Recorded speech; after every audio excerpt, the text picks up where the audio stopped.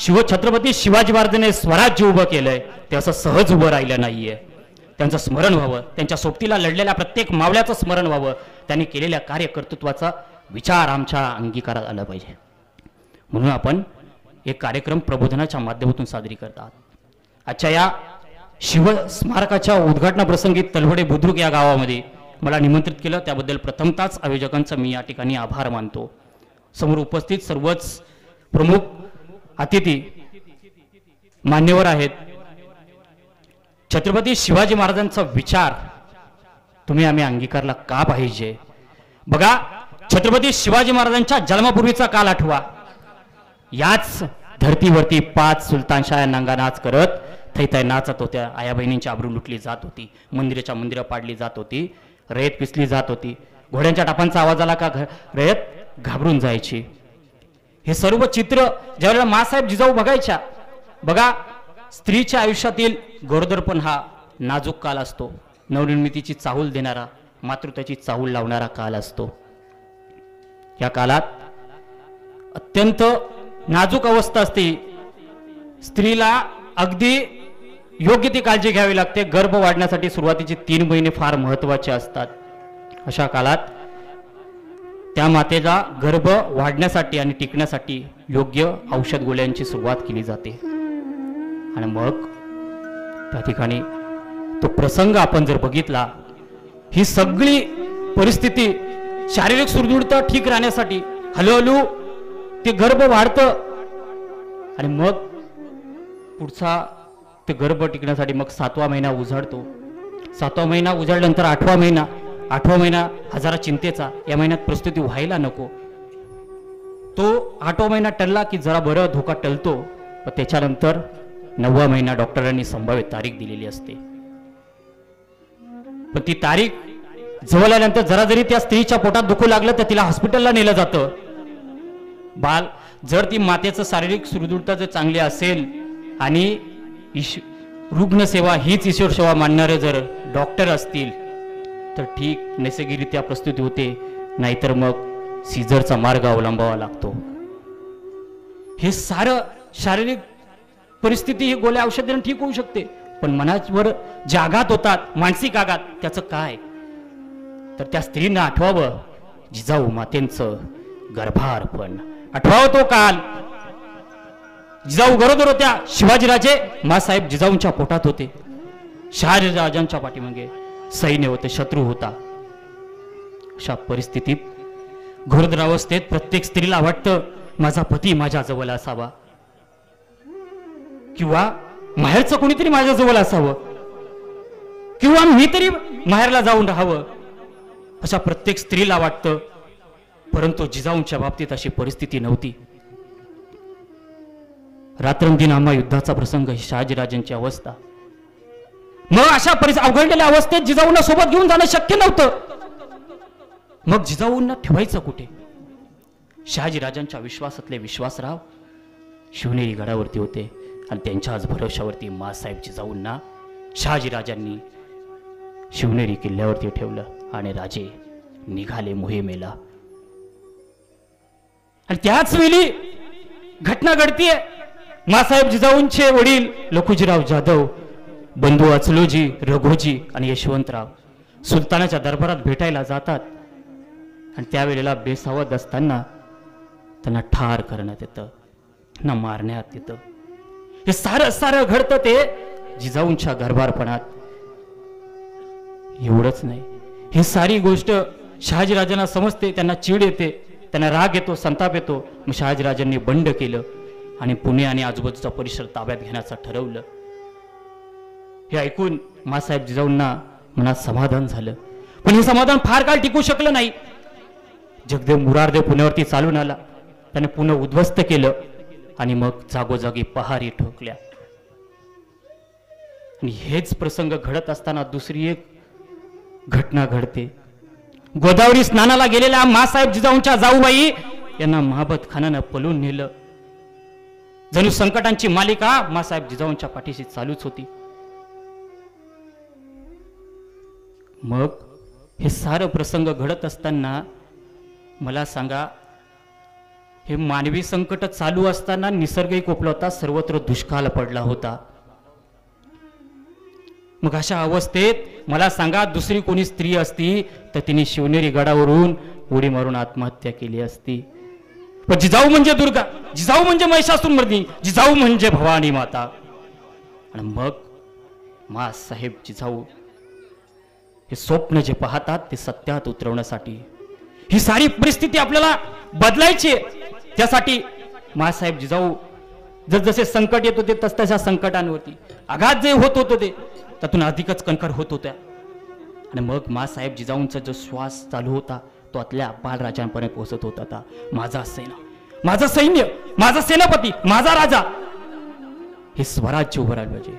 ते श्वास घेत असताना स्वराज्य स्वराज्य स्वराज्य ह्या आतल्या बालराजांपर्यंत आवाज पोहोचत होता. होय, ते स्वराज्य तुलाच उभं करायचंय. माँसाहेब जिजाऊ सूर्यनारायणाला नमस्कार करताना म्हणतात, हे सूर्यनारायणा, ही जे संकट, ही जी काय आता परिस्थिती आहे ती बदलली पाहिजे. त्यासाठी आता साक्षात तूच माझ्या पोटी जन्म घे. हा 300 वर्षांचा जो अंधकार आहे तो मिटला पाहिजे. काजव्यांनी आता जन्म घेऊन तो अंधकार मिटणार नाहीये. साक्षात शिवाई देवीला नवस करतात. सूर्यनारायणाला म्हणतात, जन्माला येणार असेल तर माझ्या पोटी तूच ये, नाहीतर मी निपुत्रिक राहिली तरी चालेल. आणि शिवाई देवी नवसाला पावते. आणि मग 19 फेब्रुवारी 1630 फाल्गुन वद्य तृतीया शके 1551 एका शिवसूर्याचा जन्म होतो, ज्याचं नाव ठेवलं जातं शिवाजी. आणि तेव्हापासून मी फारसं कधी व्याख्यानात शेर मारत नाही, परंतु आपल्याला ज्ञात आहे. असं म्हणतात, कभी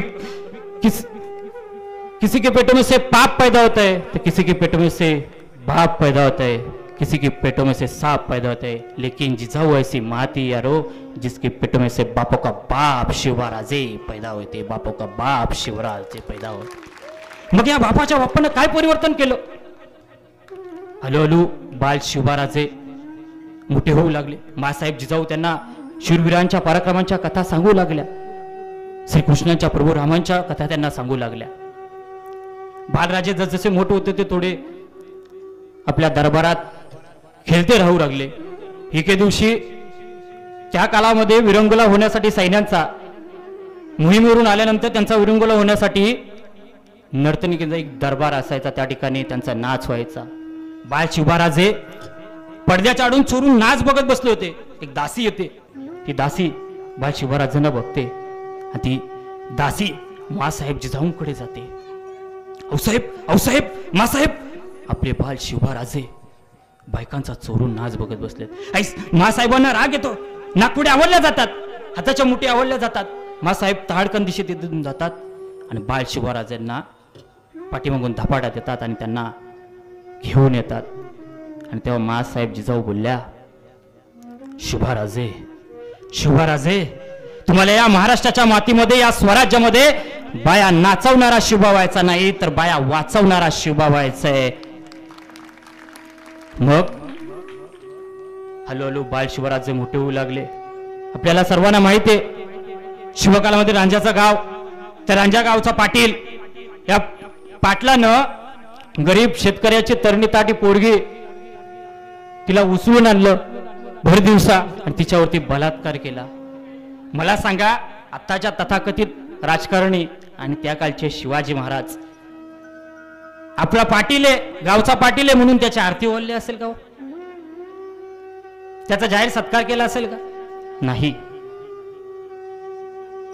सैन्य पाठवलं, त्याला आणलं, त्याचा हात पाय कलम केल्याने सांगितलं, चौरंग करून चौकात ठेवा, म्हणजे उद्या कोणी उठून माझ्या स्वराज्यातल्या आया बहिणींकडे वाकडी नजर नाही कोणी बघितली पाहिजे, परत कोणी हिंमत नाही केली पाहिजे.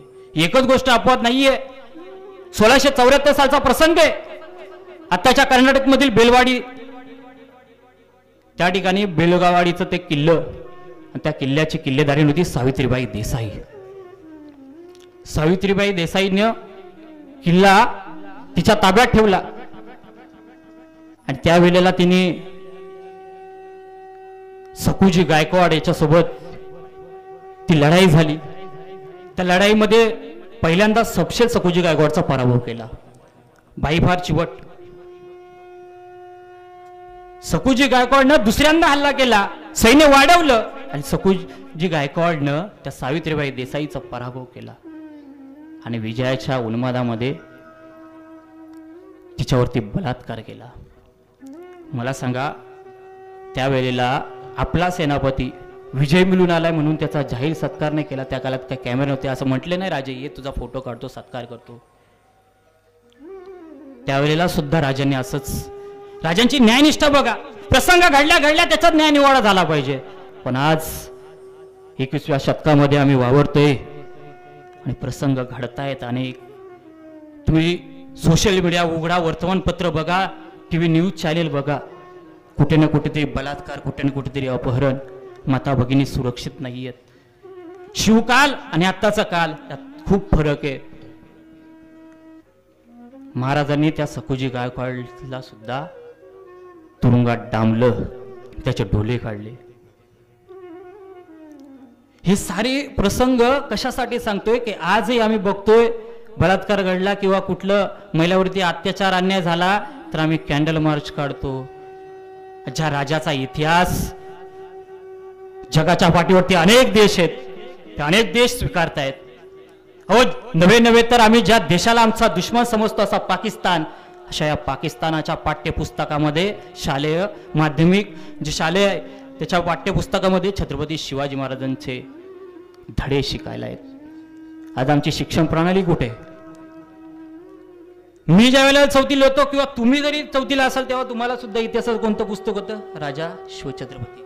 आताच्या मुलांना सुद्धा चौथीला कोण येतं पोरं? तुम्हाला कोणतं इतिहासाचं पुस्तक आहे? राजा शिवछत्रपती एवढंच. त्याच्यानंतर आम्हाला छत्रपती शिवाजी महाराज शिकवले गेले का हो? अजिबात नाही. एवढंच नव्हे तर जगाच्या पाठीत जी महासत्ता म्हणून अमेरिका ओळखली जाते त्या अमेरिकेमध्ये सुद्धा शिवाजी द मॅनेजमेंट गुरु हा 100 मार्कांचा असणारा पेपर आणि पुस्तक, त्याच्यावरती ग्रंथ. अनेक देश छत्रपती शिवाजी महाराजांच्या युद्धनीती गनिमी कावा शिकवला जातो, परंतु ज्या भूमीवरती छत्रपती शिवाजी महाराज जन्मले त्याच भूमीमध्ये छत्रपती शिवाजी महाराजांचे विचार, आचार, त्यांचं कार्यकर्तृत्व समजून घेण्यास आम्ही कुठेतरी कमी पडतोय आणि म्हणूनच या अशा घटना घडतायत. बघा, स्वराज्यावरती मोठं संकट चालून येतं आपल्याला माहिती आहे. अफजल खानाचा ज्या वेळेला प्रसंग, अफजल खान स्वराज्यावरती चालून येतो त्यावेळेला राजे राजगडावरती होते. खानाशी कसं लढायचं याचं नियोजन करत होते. मावळातले देशमुखांना त्या अफजल खानानं कडक फरमानं पाठवली. 12 मावळातले देशमुख जर फुटले तर अफजल खानासोबत लढणं अशक्य होऊन जाईल. हे विचार करत असताना वर्दी येते, कान्होजी जेते येत आहेत. कान्होजी जेते हे शहाजी राजांच्या खास विश्वासातले. त्यांच्यासोबत ज्यावेळेला शहाजी राजांना कैद झाली त्यावेळेला कान्होजी जेते आणि दादाजी लोहकरे यांना सुद्धा कैद झाली. आणि मग नंतर ज्या वेळेला शहाजी राजांना सोडलं त्यावेळेला ह्या कान्होजी जेते काका आणि दादाजी लोहकरे यांना सुद्धा सोडलं. आणि मग सोडल्यानंतर शहाजी राजांनी सांगितलं की कान्होजी जेते आणि दादाजी लोहकरे तुम्ही स्वराज्यात जा. बाळशिवाराजे स्वराज्य उभं करू पाहत आहेत, त्यांना सहकार्य करा. कान्होजी जेते हे आदिलशाहीचे अधिकृतरित्या सरदार, मदत मात्र कुणाला करत होते? शिवबा राजांना. कान्होजी जेते आणि त्यांचे 5 पुत्र त्यांच्या सोबत असतात. आणि मग कान्होजी जेते राजांकडे बघतायत, त्यांचा चेहरा चिंतातूर, गंभीर. राजांना माहित होतं आदिलशाहीनं आता या 12 मावळ्यातल्या देशमुखांना कडक फरमानं पाठवले. राजे बोलू लागले, कान्होजी काका आज अचानक येणं कसं केलं? त्यांचे 5 पुत्र त्यांच्या सोबत पाठीमागे 2 पावलं पाठीमागे. कान्होजी जेते काका काही बोलले नाही. त्यानं राजांना फरमान दाखवलं. राजांनी त्यावर नजर फिरवली आणि मग बघितलं अफजल खानाला मदत करा, शिवाजीच्या माणसाला ठार करा. अफजल खानाच्या अंकित्या आपली सरफराजी केली जाईल, साधारण अशा ते फरमान होतं. राजांनी कान्होजी काकांची निष्ठा बघण्याची परीक्षा घेतली. बघा मंडळी, कान्होजी जेधे काका, मला सांगा, राजे त्यांना बोलले, जे मसूरचे सुलतान जगदालजे हे सुद्धा खानाच्या तलावरती आहेत, तुम्ही जरी गेलात तरी चालेल, जीव वाचवून हा थोडी गुन्हा आहे. कान्होजी काकांना काय सुचेना, आपली निष्ठा कशी दाखवावी.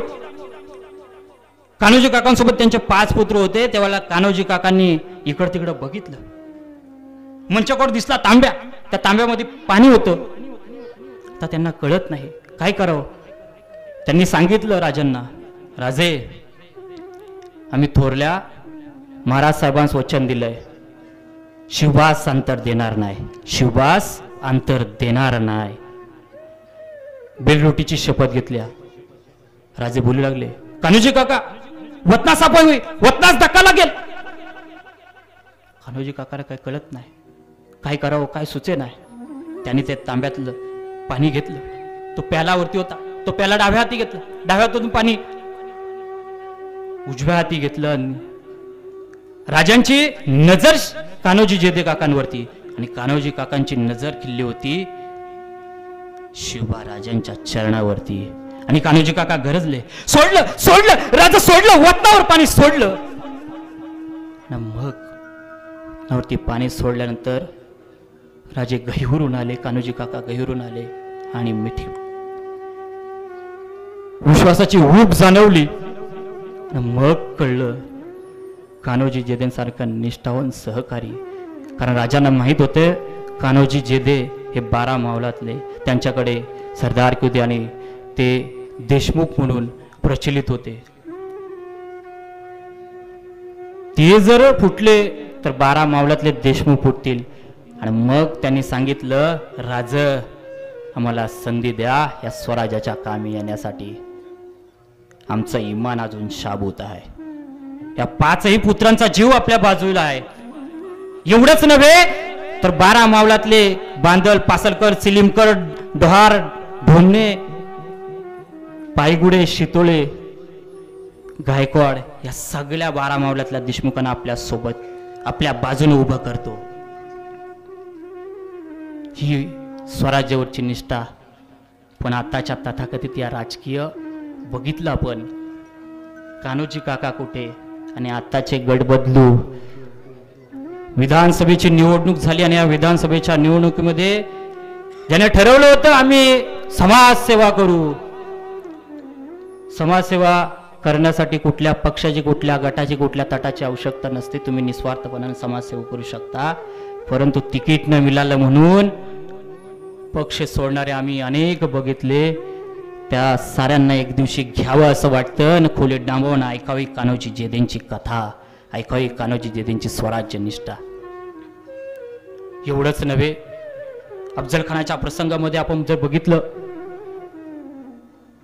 तर आपल्याला लक्षात येईल की अफजल खानाच्या सोबत अंगरक्षक म्हणून कोण होता? सय्यद बंडा. सय्यद बंडाची सारी कुंडली राजांनी काढली. बघितलं, सय्यद बंडा हा 9 हातावरचा माणूस गारद करतो. मग त्याच्यासोबत लढण्यासाठी आपल्याकडे असा कोणता मावला आहे? मग महाराजांच्या लक्षात येतं की सर्जेराव जाधवांच्या मुलीच्या लग्नाची वरात निघलेली असते. त्या वरातीमध्ये ती ताशे वाजंत्री वाजत वरात निघते आणि वरात निघत असताना समोर जागा मोकळी असते. त्या मोकळ्या जागेमध्ये एक पोऱ्या, त्या ठिकाणी एक माणूस, 9 हातावरती नारळ ठेवलं जातं. तो 9 हातावरचा नारळ डोळ्याचा पातळ लवतं न लवतं तो बैठ्या चालीना तो गारद करतो. हे सारं आजूबाजूला कोण आहे तो बघत नसतो. तो 9 हातावरचा नारळ बैठ्या चालीनं डोळ्याचा पातळ लवतं न लवतं त्या क्षणाला तो गारद करतो. राजे त्याला बोलवतात, काय नाव तुझं? म्या म्या जीवा महाला. काय करतोस? काही नाही, हेच असं खेळ करतो. राजांची पारखी नजर बघा. राजांनी हेरलं, त्याला विचारलं, यसाजी पुढे येतो. आणि जीवा महालाचे कौतुक करतो. राजांना सांगतो, पुण्यात कुणाचं बी लगीन असू द्या, जीवालाच बोलवत्यात बघा. हे ऐकून जीवा महालाची छाती फुगून येते, त्याला अभिमान. मग त्यावेळेला तो प्रसंग घडत असताना राजांनी सय्यद बंडासोबत, जर अफजल खानाचा अंगरक्षक सय्यद बंडा आहे तर आपला कोण? मग राजांना कळतं की जीवा महालाचं हे नामी कौशल्य कधी ना कधी उपयोगी येईल आणि ते स्वराज्याच्या कामी हो. त्या अफजल खानाच्या प्रसंगात आलं. आपल्याला माहिती आहे राजांनी कसा तो अफजल खानचा कोतला वगैरे काढला, कारण हा इतिहास सगळ्यांना माहिती आहे. परंतु ह्या गोष्टी आम्हाला कळलं पाहिजे की राजांची नजर कशी पारखी होती. माणसं ओळखण्यात राजे अतिशय तीक्ष्ण होते, त्याची नजर तीक्ष्ण होती. त्यांनी ओळखलं आणि बरोबर सय्यद बंडानं ज्यावेळेला राजांनी त्या अफजल खानाचा कोतला काढताना ते आपल्याला माहीत आहेच, पण त्याच वेळेला दगा झाला. त्यावेळेला सय्यद बंडा जर राजांच्या वार एक क्षण फक्त जर जीवा मालांची नजर बाजूला गेली असती तर काय झालं असतं.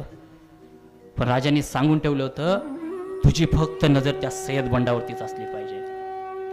त्याचं जी समशेर तलवार अशी उपसायच्या अगोदरच जीवा मालानं त्याचा हात वरच्यावर उडवला आणि तोच हात त्याच्या समोर यायला त्याला कळायला की हा माझाच हात आहे.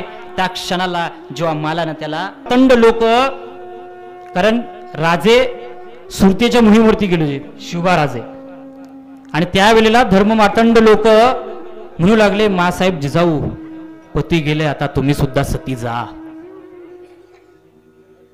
असल्या या अवस्थेमध्ये ज्यांनी 2 छत्रपती या हिंदवी स्वराज्याचे निर्माण केले त्या मासाहेब जिजाऊ, प्रत्येक निर्णय ज्यावेळेला छत्रपती शिवाजी महाराज घेत होते त्यावेळेला मासाहेब जिजाऊ त्यांच्या गुरु होत्या, त्यांच्या सल्ल्यानेच घेत असत.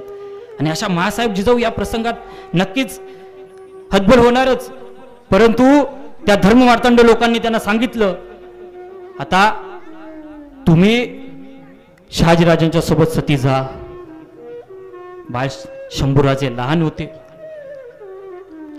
त्यावेळेला शंभूराजांनी मासाहेब जिजाऊंना सांगितलं, आऊसाहेब आता आमच्या आऊसाहेब नाही आहेत, पण तुम्हीच आमच्या आऊसाहेब आहात ना, आमच्या आबासाहेबांना आम्ही काय सांगू.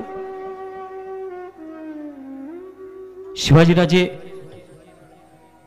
मोहिमेवरून निघालेच होते, परंतु ह्या धर्ममार्तंडांनी मासाहेब जिजाऊंच्या मनामध्ये विष कालवलं होतं. मासाहेब जिजाऊंनी खोलीत गेल्या, दरवाजा लावून घेतला, स्वतःला बंदिस्त करून घेतलं.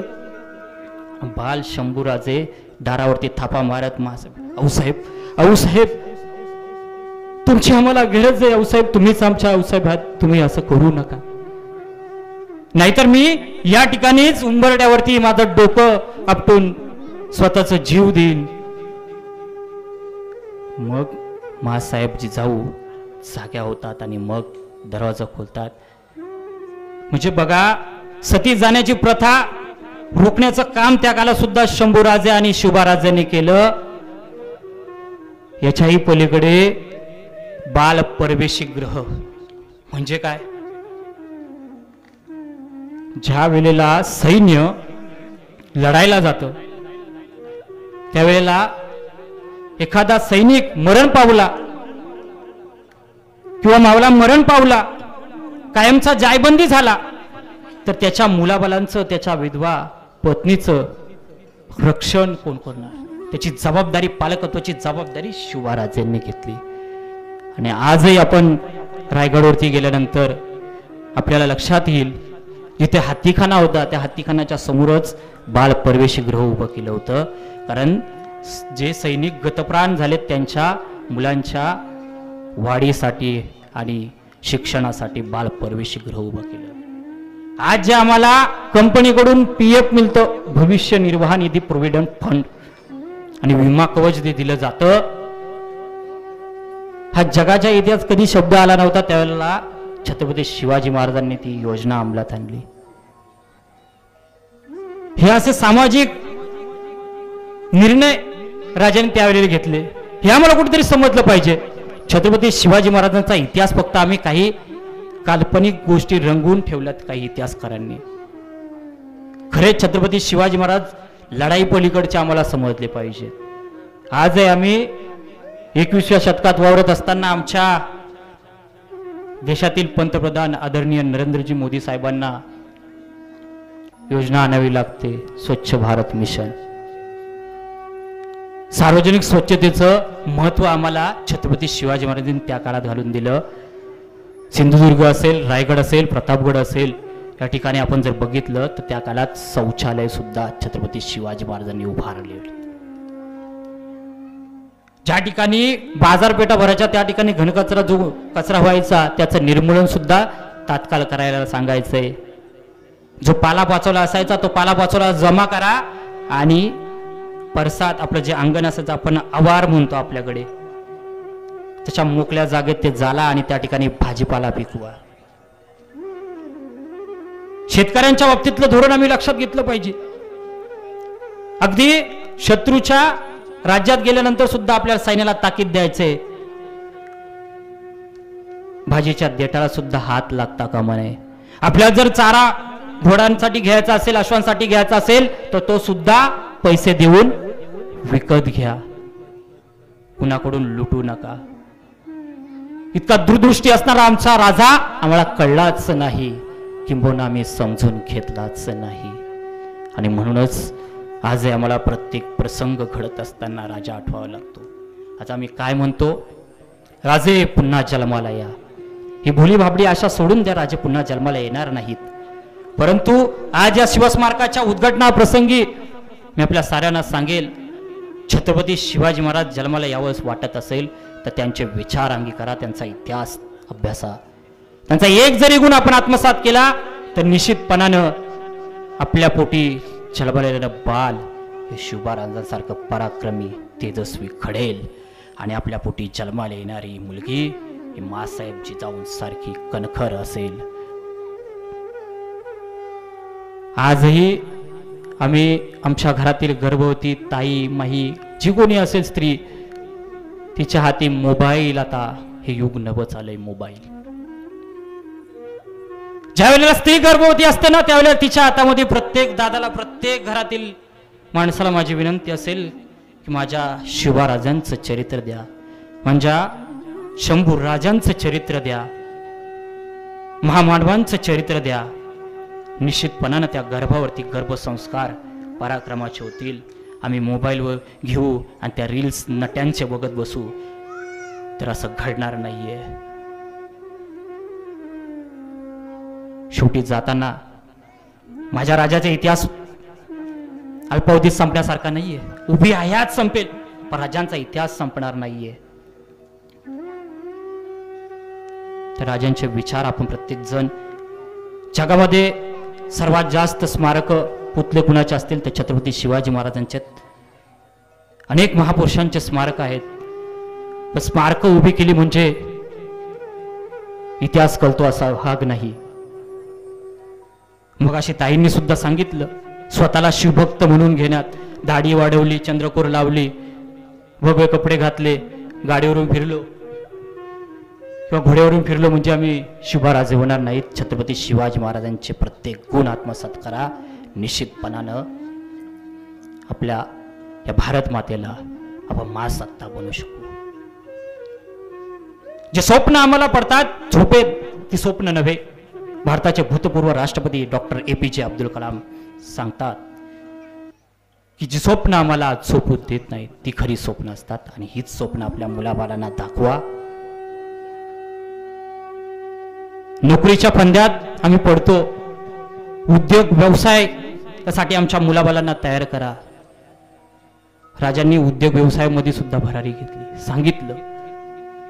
ते विचार आम्ही आत्मसात करून नक्कीच या भारतभूमीला महासत्ता बनवण्याचं स्वप्न जे आहे ते सत्यात नक्कीच उतरेल. तुम्ही आम्ही सर्वजणांनी प्रयत्न केला तर.